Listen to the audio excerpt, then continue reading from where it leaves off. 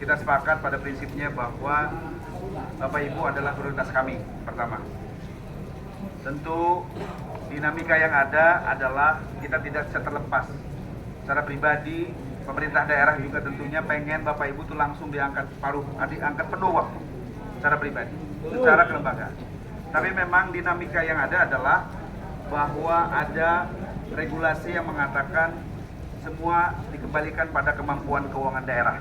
Tapi di satu sisi bahwa pemerintah pusat juga Kementerian Keuangan melihat bahwa APBD kabupaten tidak boleh lebih dari 30% untuk membayar atau menggaji tenaga ASN atau P3K. Kita hari ini posisinya lebih dari 30%, 38%. Dapat evaluasi sebenarnya.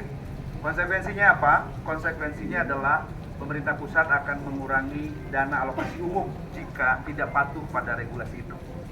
Maka atas dasar itu ada catatan penting yang menjadi komitmen bersama. Pertama,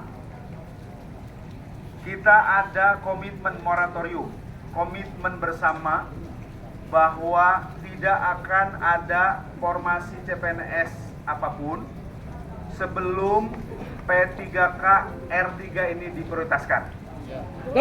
Artinya 2026, 2027, 2028 tidak ada formasi baru. Kita selesaikan dulu sahabat-sahabat R3 ini. Dan itu akan ditandatangani bersama oleh Bupati, pemerintah daerah, dan juga DPRD Kabupaten. Ini kita jaga. Lantas, Bapak Ibu, bagaimana cara mengisi? Walaupun sebenarnya kebijakan P3 paruh waktu ini belum keluar konteksnya.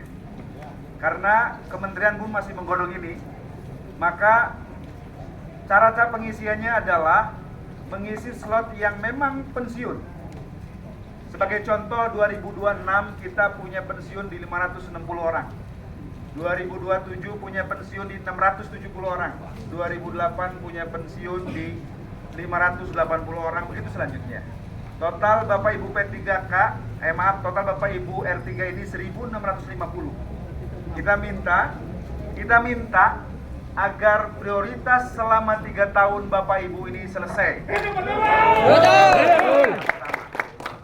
Yang kedua, poin yang juga menjadi penting adalah afirmasi. Tentang apa? Pertama, kita minta bahwa pengangkatan tidak berdasarkan skor, tapi juga orang yang sudah lama mengabdi. Ya, jadi hal teknis ini nanti akan dibahas dalam forum resmi, baik di Dewan maupun di teknis. Tapi kami minta BKPSDM agar komunikasi intens dengan forum R3 yang akan dikomandoi. Silahkan Bapak Ibu pilih siapa komandannya, beserta koordinator yang paham, dan sehingga memprioritaskan mana yang secara afirmasi umurnya layak diprioritaskan. Karena kami sadar ada yang mau pensiun 3 tahun lagi, ada yang mau pensiun 4 tahun lagi, dan ini perlu apresiasi dari kita. Siap. Yang ketiga, bagi yang belum beruntung dalam konteks pilihan waktu, apakah 2026-2027, kita berusaha menaikkan penghargaan penggajiannya. Melalui apa? Melalui akun-akun yang baru 2 hari yang lalu kementerian menyampaikan bahwa boleh menambahkan dalam akun kegiatan yang sifatnya tidak penggajian pegawai, artinya tidak mempengaruhi 30% tadi, dalam kegiatan-kegiatan di OPD masing-masing. Misalkan ada kegiatan apa, masuk dalam honorarium Bapak Ibu semua, yang angkanya tentu akan kita ikhtiarkan untuk minimal lebih dari layak, artinya UMR yang bisa kita alokasikan. Ya, jadi tentu poin-poin tadi sejatinya kita kawal. Lalu selanjutnya untuk mengawal itu kami DPRD berkomitmen untuk membuat panitia khusus mengawal ini, berkomunikasi minimal tim agar komitmen R3 diprioritaskan paling lama 3 tahun sudah terangkat statusnya menjadi penuh waktu. Ya, termasuk tambahan-tambahan yang bisa kita alokasikan terkait honor yang bisa diterima, yang tidak mempengaruhi kemampuan atau batas 30% yang disyaratkan dalam Undang-Undang Keuangan tadi. Ya. Selebihnya, Bapak Ibu yang 2024 ini mengikuti tes R3 yang 1650 sebenarnya adalah Bapak Ibu yang sebenarnya punya NIP dan itu akan diikhtiarkan di pintu keluar. Artinya NIP inilah sebagai dasar prioritas bisa diangkat penuh dalam konteks paling lama 3 tahun. Tapi kita kawal bersama. Saya berharap forum R3 ini punya koordinator yang bisa komunikasi intens, baik dengan legislatif maupun dengan OPD dalam hal ini BKPSDM dan DKAD termasuk organisasi untuk berkomunikasi sesuai komitmen dalam poin rapat tadi.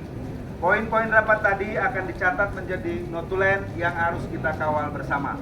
Baik, catatannya itu kami yakin kami perlu komitmen melakukan moratorium atau komitmen tidak mengangkat yang lain kecuali selesai P3K. Ya, itu catatannya. Terima kasih sudah menunggu. Hal-hal lain saya pikir teknis nanti dibacakan di lain waktu dengan koordinator Bapak Ibu yang hari ini hadir. Sekali lagi terima kasih atas waktunya, terima kasih atas aspirasinya karena ini bagian dari yang harus kita perjuangkan, dan juga terima kasih sudah menyampaikan aspirasi dengan damai. Karena ini budaya kita. Bapak Ibu adalah pejuang membangun Kabupaten Cirebon, harus kita jaga marwah. Terima kasih sekali lagi. Sampaikan hormat.